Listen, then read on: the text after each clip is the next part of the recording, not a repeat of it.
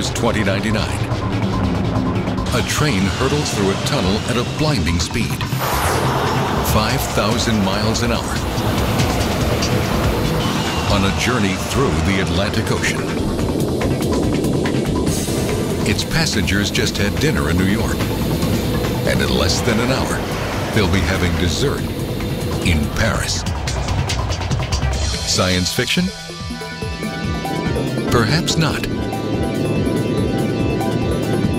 A transatlantic tunnel may be closer to reality than we think. But just how would such a staggering project ever be built?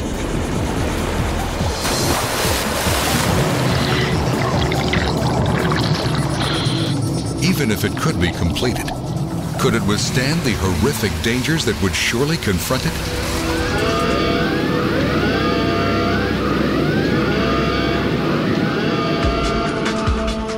And if it is successful, could it provide the model for other tunnels that would one day link the people of the world across the 7 seas?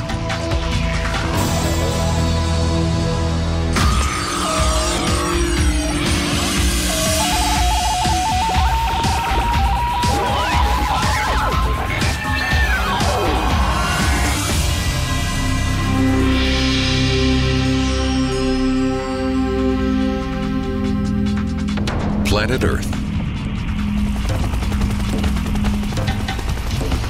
70% of the Earth's surface is water. From time immemorial, the oceans and seas have been a mighty barrier, separating the peoples of the world. Over time, transoceanic travel has been mastered, but it is still not without difficulties. In the not-too-distant future, there may be a radical new way to cross the oceans, one that will forever transform life as we know it. More than 3,000 miles of ocean separate the old world from the new. A transatlantic tunnel would be the most massive construction project in human history, requiring global resources on a scale never before imagined.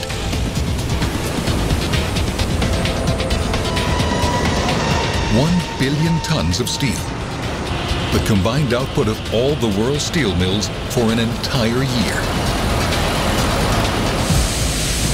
Over 50,000 tunnel sections, each weighing thousands of tons.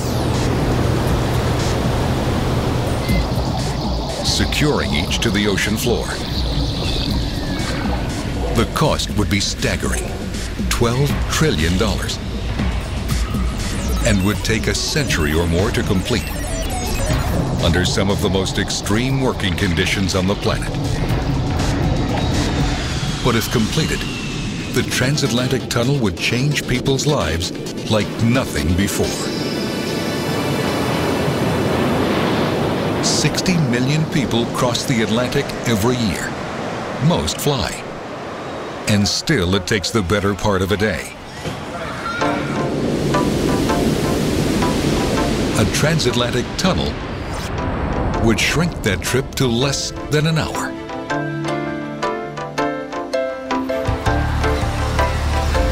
One could easily live on one side and work on the other. An impossible dream?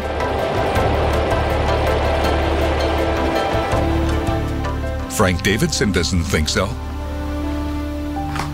Transatlantic Tunnel is not beyond the reach of modern science and technology. It's a matter of getting used to new realities. And Davidson should know. His firm helped design the English Channel Tunnel, linking England and France. The tunnel was also considered an impossible idea. And yet today, 6 million passengers a year make the 3-hour trip between Paris and London. But at 31 miles long, the tunnel seems little more than a short hop compared to a 3,100-mile-long Transatlantic Tunnel.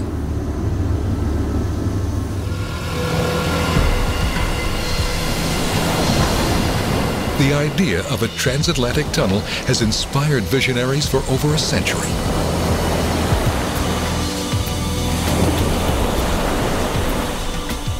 In 1895, Jules Verne predicted carriages traveling at 1,000 miles per hour, propelled through a tunnel by huge steam-driven fans at either end.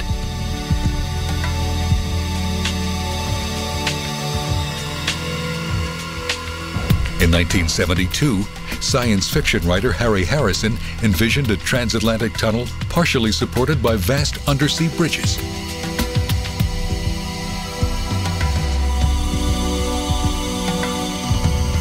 Lately, engineers from Switzerland, Japan, and the US have proposed networks of underground tunnels to move freight below traffic-clogged cities.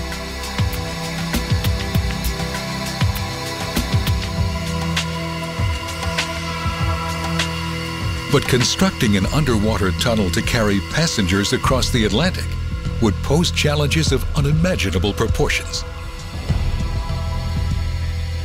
There are many factors that make it an extremely difficult, if not almost impossible project. The very limited weather windows for construction, the extreme distances that you'd have to move materials, and of course, the cost of this enormous project.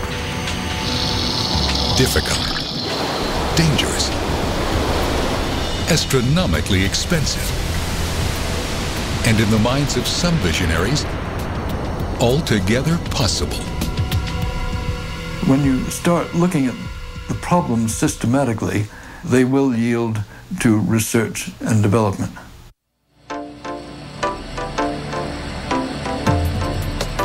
The first critical step would be mapping out the most practical route. Since undersea construction can run as much as $4 billion a mile, the cheapest path would be the shortest one. An early proposal took the northern route, beginning at the edge of Canada's Newfoundland coast, then dipping in and out of the ocean, over Greenland and Iceland, before splitting toward Scotland and Norway.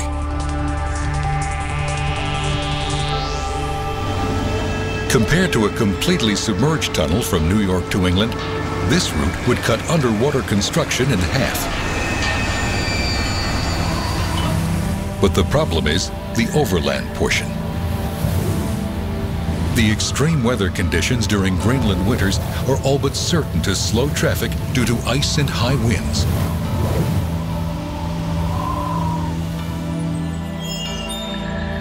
The best route may also turn out to be the most expensive. A straight shot 3,100 miles underwater from New York City to the coast of England, and on to London and Paris.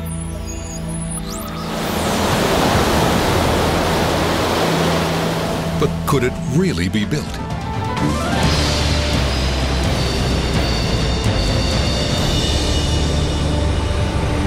The classic way to build a tunnel is to dig. That's how the tunnel was made. In 1987, workers on the French and English coasts launched two huge drilling machines aimed directly at one another, each boring a hole 25 feet in diameter, 150 feet below the channel floor.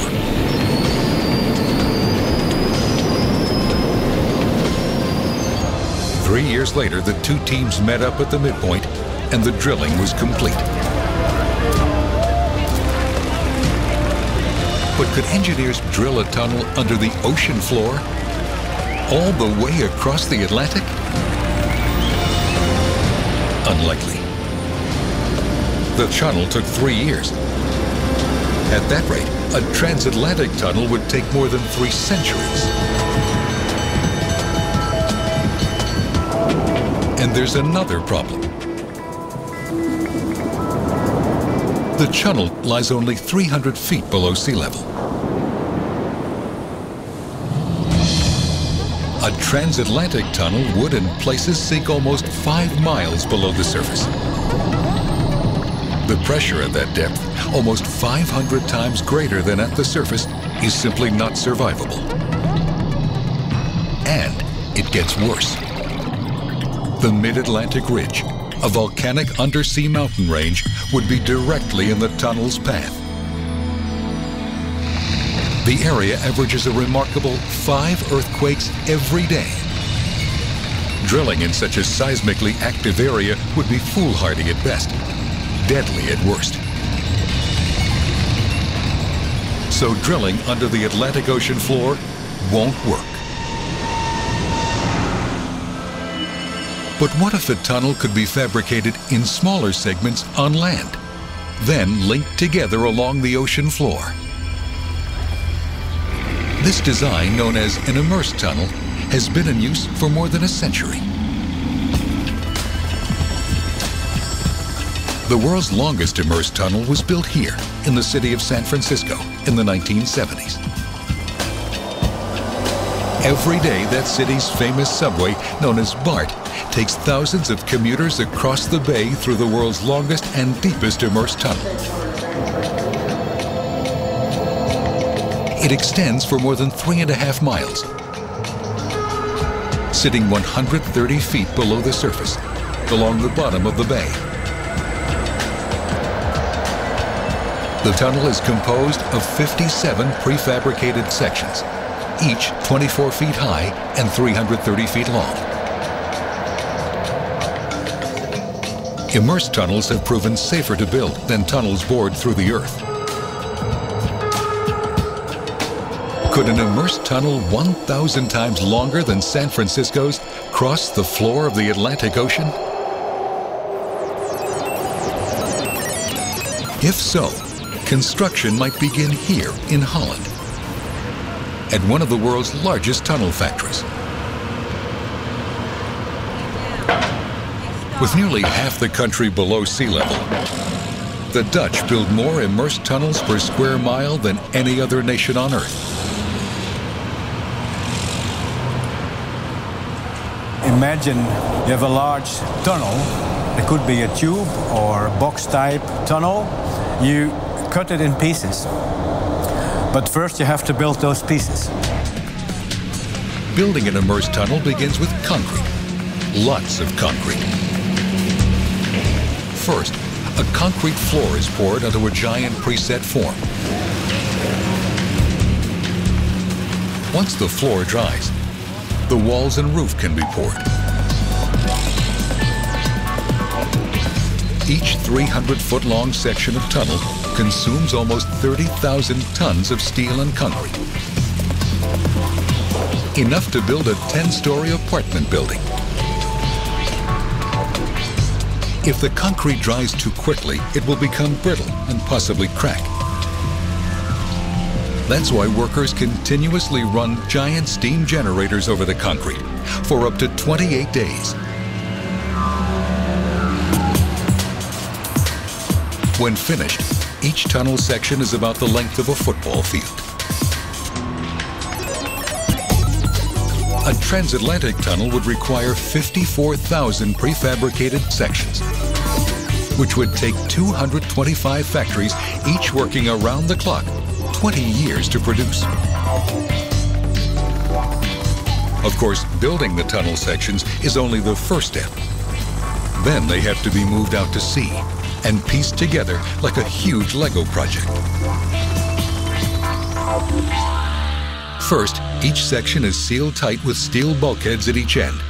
That makes the sections watertight, so they actually float. Next, the dry dock is flooded. And these massive tubes can be simply towed out to sea. We can actually float each element out of this dry dock automatically whenever we want. If these sections were destined for the Transatlantic Tunnel, they'd be on a very long journey. Sometimes as far as 1,500 miles. This final stage of the process is by far the most difficult and dangerous. And the work must be performed far beneath the surface. Each section is carried to a point directly above its final underwater position by a specialized ship called an immersion pontoon.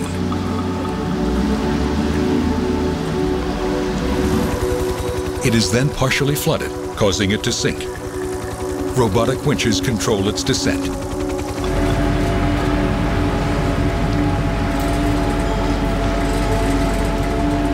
A team of divers working in near total darkness relies on global positioning systems to maneuver tunnel sections to exactly the right spot. The work is very dangerous. If a diver found himself in the wrong place at the wrong time, his air hose could get pinched by a tunnel section and he could suffocate to death.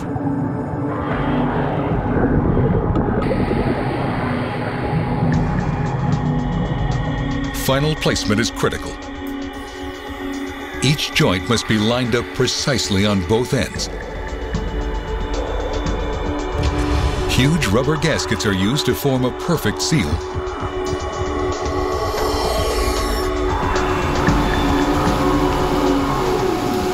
Immersed tunnels sit in a carved trench to provide a snug fit to the bottom.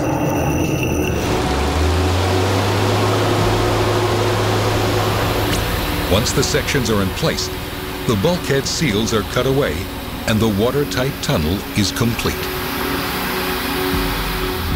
This process has been perfected for building underwater tunnels in rivers, bays, and other small bodies of water. But could it be adapted for a transatlantic tunnel? Unlikely. The Atlantic is simply too deep. At just 1 mile down, water pressure is 165 times greater than at sea level. In the deepest ocean, 800 times greater, nearly 12 million pounds of pressure per square inch. Ordinary tunnel sections would just be crushed to dust in that sort of pressure, which amounts to something like a 747 sitting on a square foot of the tunnel, on every square foot. There is, however, another kind of tunnel that doesn't lie on the ocean floor. It is an idea that is so new, it has never in fact been tried.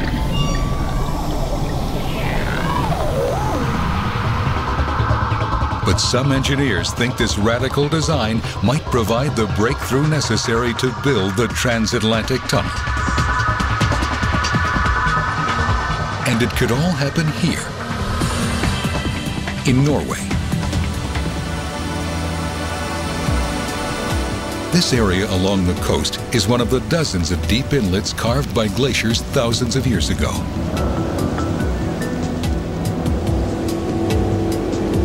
It's an area of Norway characterized by a sweeping natural beauty that more and more attracts a horde of tourists, causing constant traffic nightmares.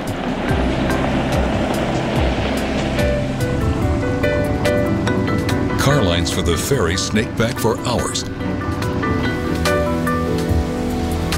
The only alternative is to have your own boat, or risk a treacherous drive around the mountains that can take hours. There are no easy solutions to the problem. The fjord is too deep for a standard immersed tunnel, and local leaders fear that a bridge would be an eyesore. It seemed an impossible situation. Until 1987, when a group of private engineers were ready to test a bold new theory. A tunnel that actually floated, submerged at about 100 feet below the surface. A submerged floating tunnel. The submerged floating tunnel and the immersed tunnel are very similar, but the immersed tunnel is resting in a trench on the bottom of the crossing. The submerged floating tunnel is suspended in water and has water all around it. The design is ingenious. Inside the tunnel, a carefully controlled balance of air and ballast enables it to float at a precise depth, in this case 85 feet below the surface. The technique is already in use today all over the world, in submarines. Inside a sub, ballast tanks, sealed off from the living quarters, can be alternately filled with water or air, changing the sub's weight and its buoyancy. The submerged floating tunnel would work the same way.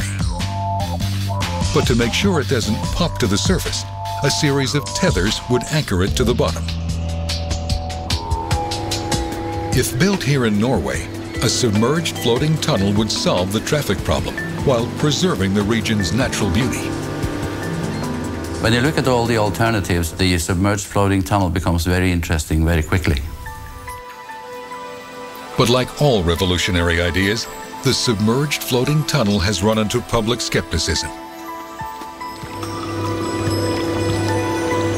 Nobody, not even here in Norway, wants to be the first to commission the new tunnel design.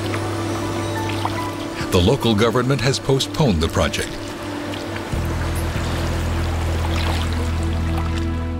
But the engineers remain optimistic.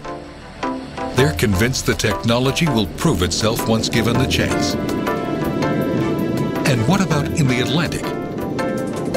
Could a 3,000-mile tunnel actually float between New York and the United Kingdom?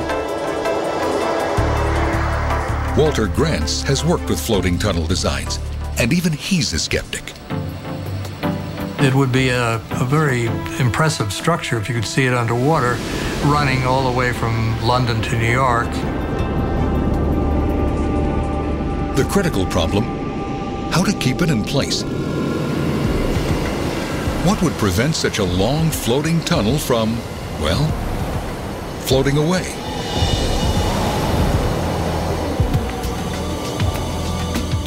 In some locations, it might be possible to build giant piers, like an underwater bridge. But not in the Atlantic. It would take thousands and thousands of towers, many of them miles high, hundreds of times higher than bridge piers anywhere. The piers themselves would be a larger construction project than the tunnel. Another option would be to support the tunnel from above. Huge floating pontoons might hold the tunnel in place from the surface. Just not here, where the pontoons would be subject to the violent weather conditions in the Atlantic. Worse yet, the Atlantic is home to the powerful Gulf Stream. Currents constantly moving 100 times as much water a day as the Nile, the Colorado, the Amazon, the Mississippi, and the Yangtze rivers combined. But there is another technology for supporting massively heavy floating objects at sea. And it's already in use. In offshore oil platforms. 100 miles off the coast of Norway in the North Sea, the Hydron oil platform sits smack in the middle of the Gulf Stream's forceful currents. It stayed in place for almost a decade. In the early 90s, the platform was built in a shipyard and floated whole out to sea.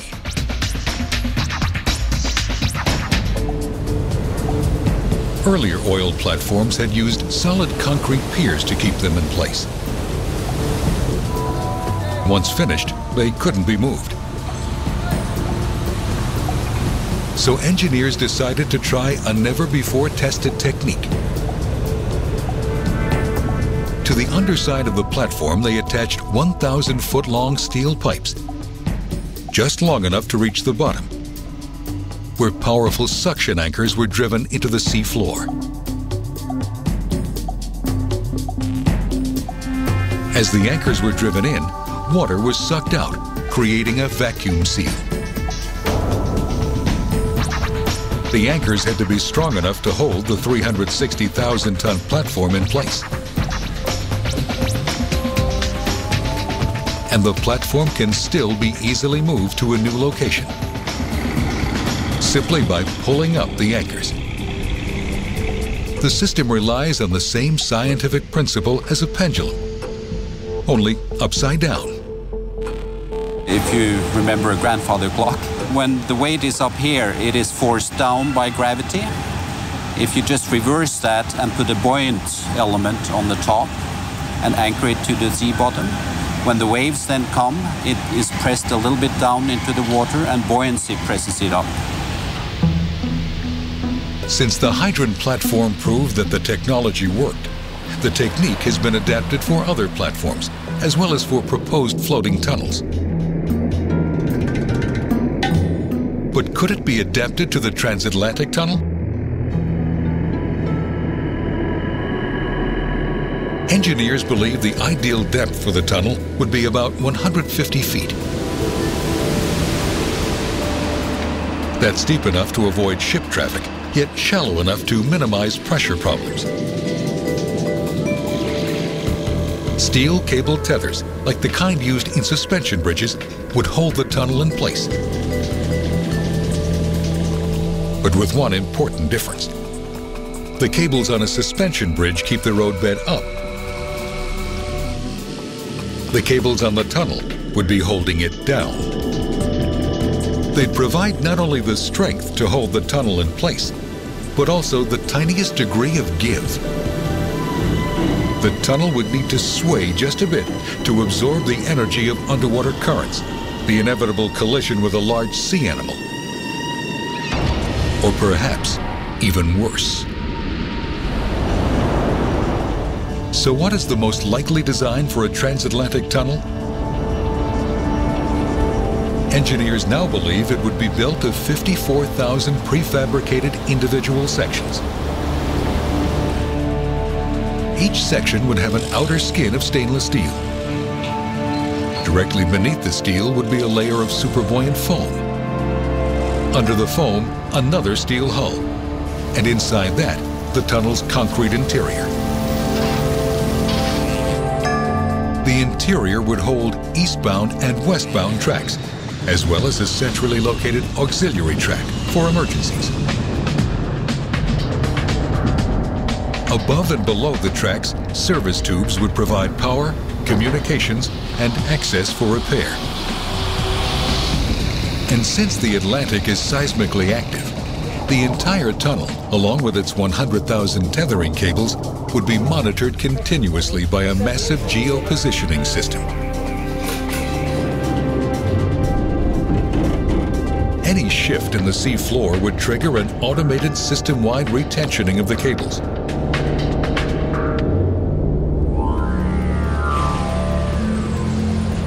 If ever built, the Transatlantic Tunnel would be the largest, most complex, most expensive construction project in history. It would take thousands of workers laboring for decades, under some of the most extreme conditions anywhere on the planet, especially out at sea, where specialized teams would sink, attach, and tether the massive tunnel sections, all 54,000 of them.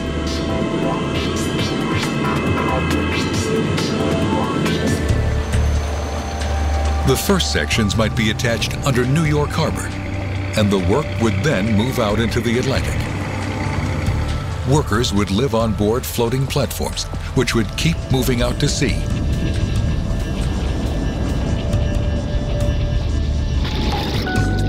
Divers would help maneuver the sections during placement operations. But attaching the tethers to the sea floor would most likely need to be done by submersibles, since no diver could survive the pressure at those extreme depths.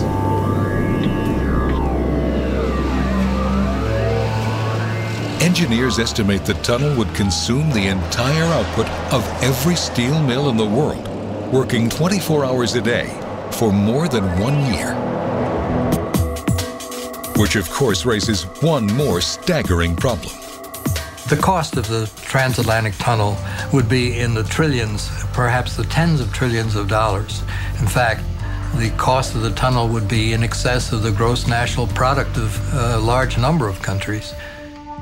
You would need combined operation of government and private industry and public sympathy, thinking more optimistically about improving the terms of life on Earth. Even if it could be built, there's a larger question. Would it be worth the effort? Could such a vast undertaking ever justify its huge cost? The answers to those questions depend on one thing: speed. Unimaginable speed. Up until this century, the fastest way across the Atlantic was by ship.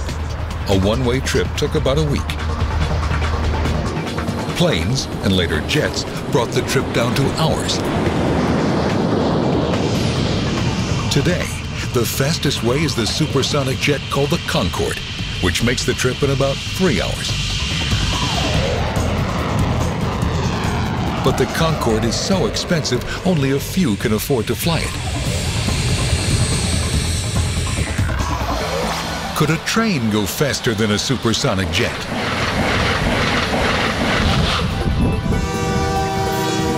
One thing is certain: there could be no diesel trains in the tunnel. There would be no way to vent the deadly exhaust. The only possibility would be an electric train. A very fast electric train.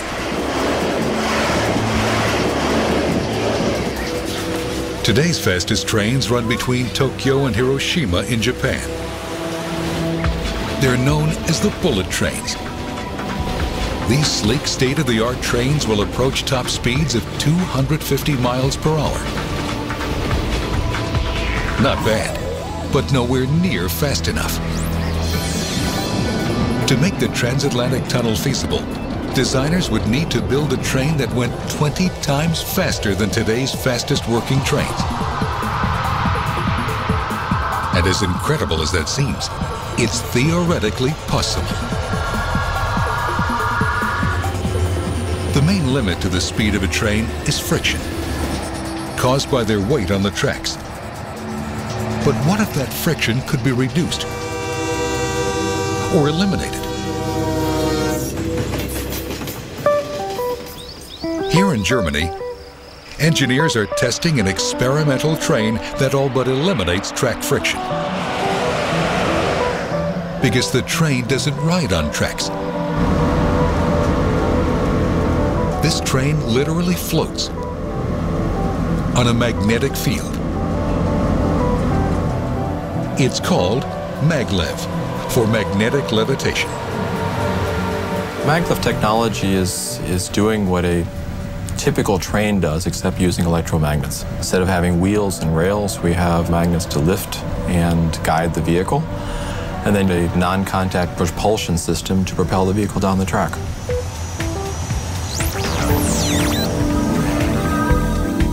With a powerful enough magnet, literally anything on Earth will levitate. A drop of water, an ice cube, even a strawberry. Maglev trains work like this. When the system is first powered on, a powerful electromagnetic field lifts the train up about an inch off the track. Powerful generators in the track then begin to produce waves of magnetic energy, which propel the train forward.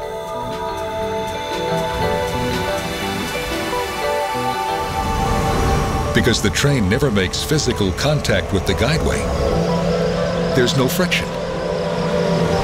And that makes the train very fast.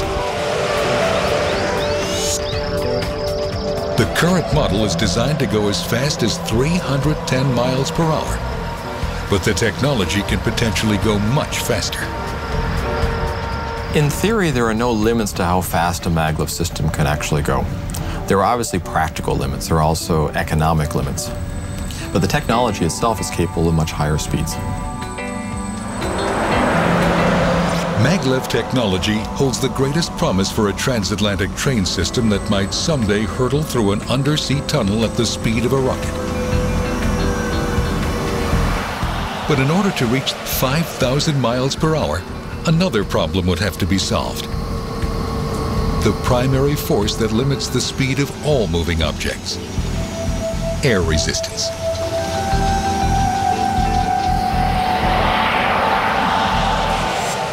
The faster you go, the more air resistance you have, which means the more power you use.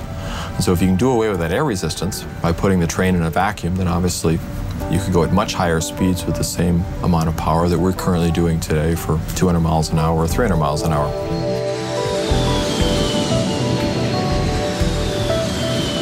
The Transatlantic Tunnel would need to be totally airless. A perfect vacuum.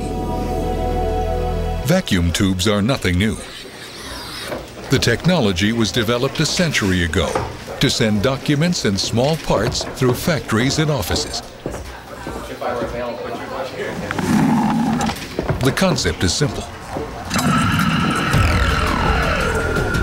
Pumping all the air out of a tube creates a vacuum. With no air, there's no air resistance to any object going through it. Give the object a shove and it goes into the equivalent of instant freefall. It's literally sucked through the tube.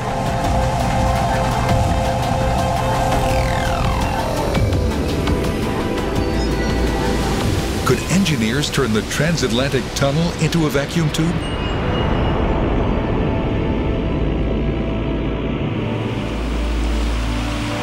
Engineers at MIT are experimenting with a working scale model to find out.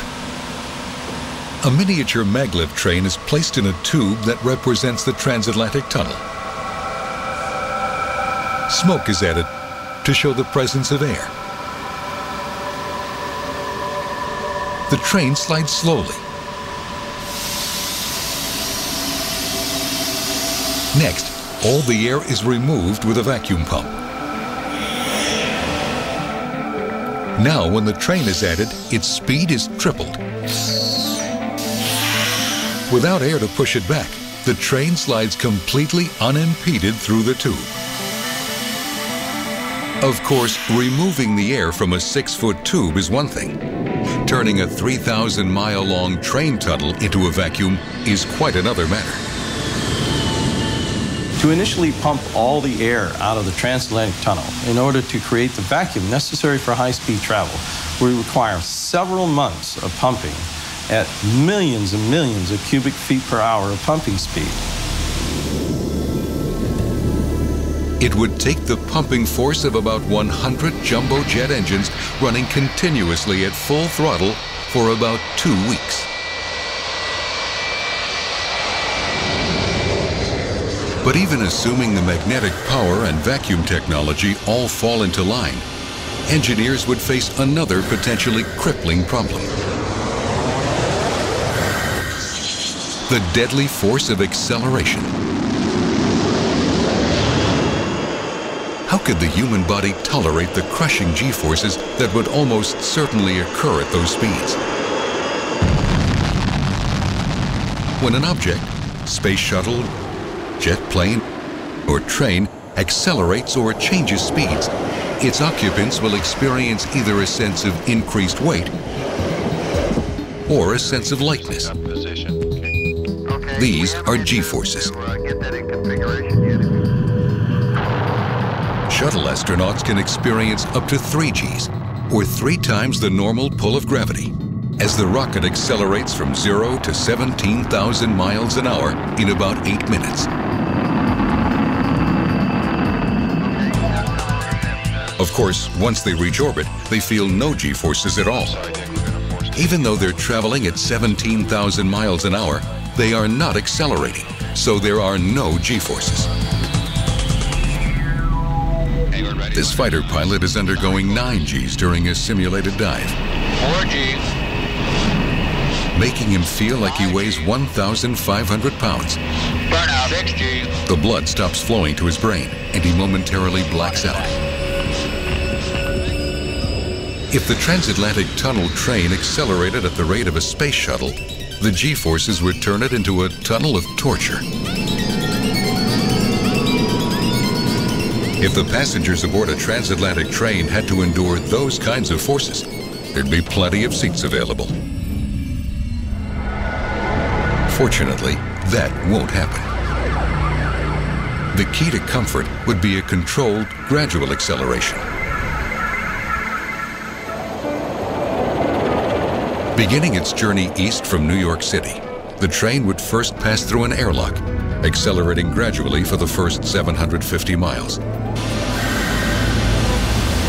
Taking a full 18 minutes to reach its top cruising speed of 5,000 miles an hour.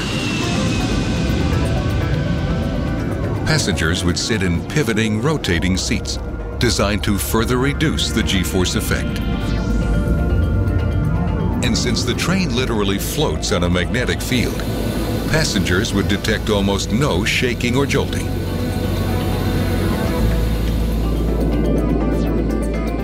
Each car would be the equivalent of a sealed spaceship with its own pressurized recirculating air.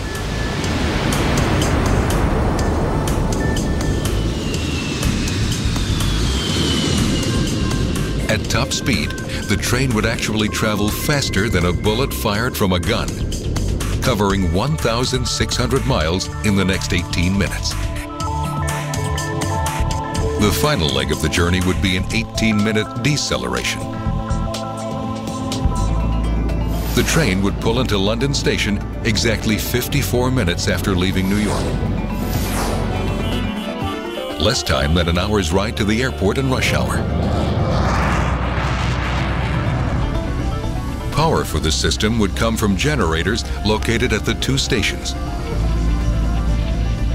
They would distribute power to substations located in the tunnel's service tube below the guideway. It's an elegant if ambitious plan. But what if something went wrong?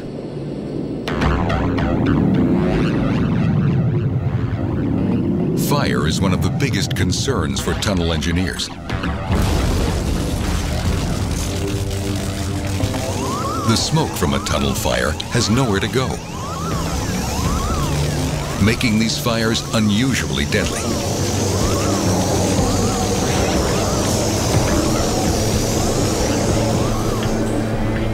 For this reason, massive fire suppression systems would be installed in every car.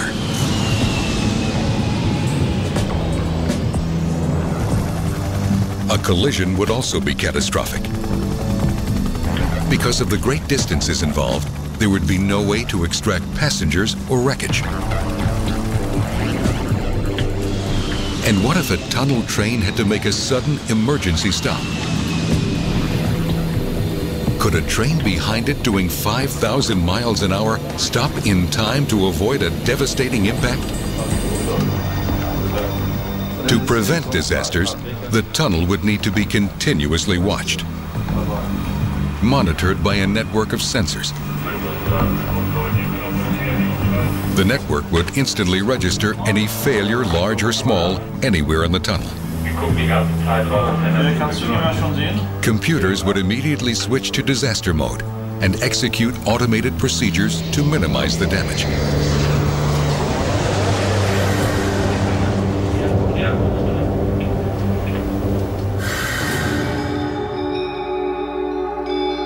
But there is one scenario that even the best safety systems could not prevent. It's a scenario that, if it ever came to pass, could render the Transatlantic Tunnel a severed, lifeless artery. The year is 2099. On a busy Friday afternoon at the tunnel's New York terminal, the 5:30 train for London is just departing. 1,000 passengers on board are settling in for the short, smooth ride. But 800 miles out at sea, disaster awaits them.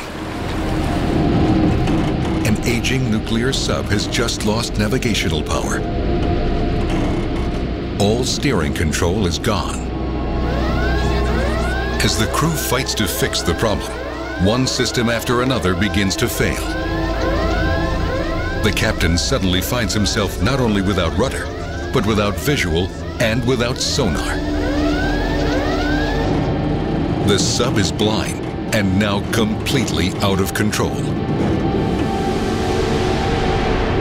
And it's heading straight for the Transatlantic Tunnel.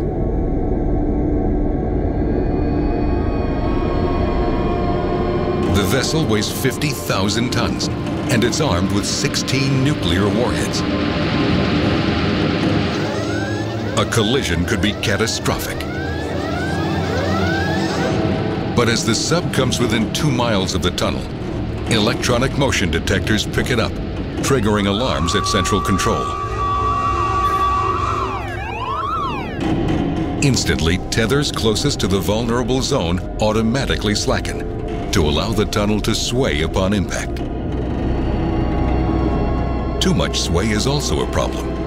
If the tunnel is pushed too far out of position, the maglev guideway could warp, causing a disastrous 5,000-mile-per-hour derailment.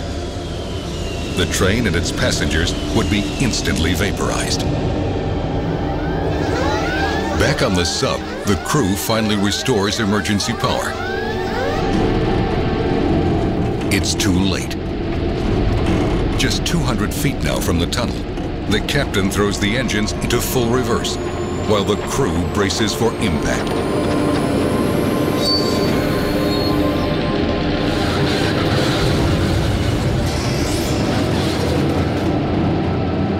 The tunnel shakes violently, but it holds. The concrete and steel walls absorb the blow with only minor surface cracks.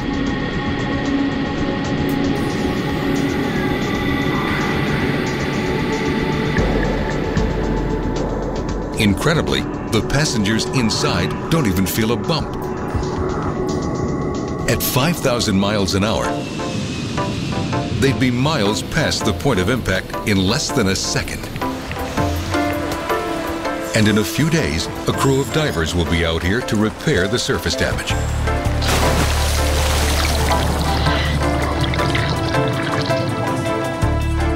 Yes, it is a happy ending. Of course, no one can know for sure unless the tunnel is built.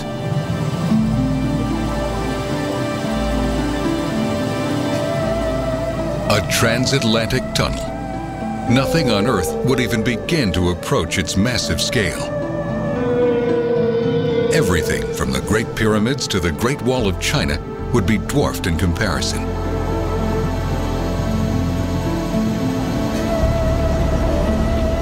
Yet despite its staggering cost and technical challenges, visionaries like Frank Davidson believe that one day it might happen.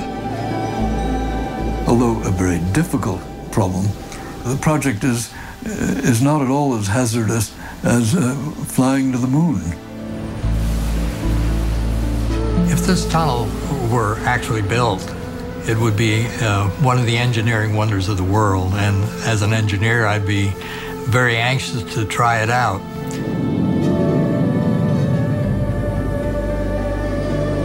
What we forget is how far we've already come. The things we take for granted today were considered unimaginable yesterday. It seems to be our collective destiny to turn today's impossibilities into tomorrow's realities.